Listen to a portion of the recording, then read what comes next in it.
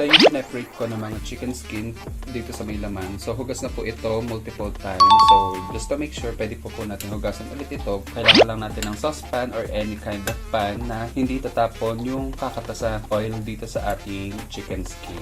Pwede tayo mag-add ng turmeric. Meron din ako dito ang 5 spice at saka yung annatto powder. Kung wala po annatto powder, pwede po yung mismong annatto seed. Ito yung magbibigay kulay at saka ng distinct color and lasa to yung star anise. Iyan yung ilalagay ko ng mga seasoning para mas ma-enhance pa po yung flavor ng ating chicken oil.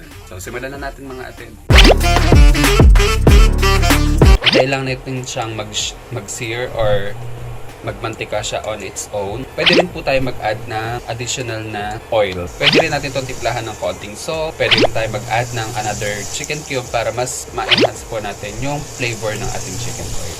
So, ayan.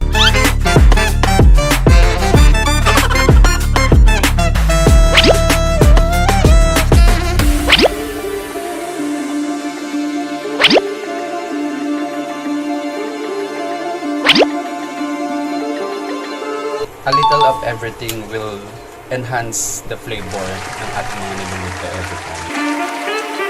Tansyahan na lang po, depende sa amount or kung gaano kadami yung ating pinaprepare na chicken oil.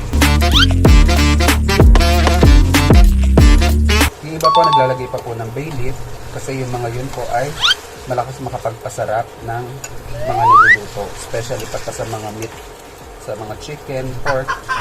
Tsaka isa pa po pala yung ating lemongrass. Ayan, yung tanglad. Kung nakarating na po kayo sa part ng video na to, pa-like naman po at saka pa-subscribe na din ang ating little channel. Aray! Ginagawa mo! Unique siya, pero tolerable naman. Talsikan ako. Ayan, as you can see, ang ganda na ng kulay niya. So, hintayin pa natin to hanggang matapos yung 20 minutes na sinet natin dito sa may induction. So, meron pa tayong 13 minutes.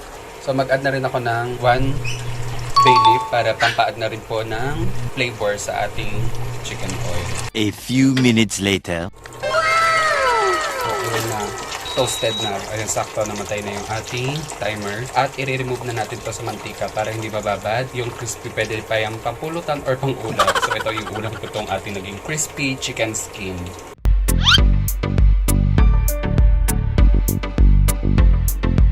So, ayan, natanggal na natin. Ayan na yung aking ulam. Ito ay medyo papalamigin lang natin for about mga 10 to 15 minutes para mag-cool down lang yung sobrang init niya. So, napalamig na natin yung niluto nating chicken oil. So, lagyan na natin yung ating embudo.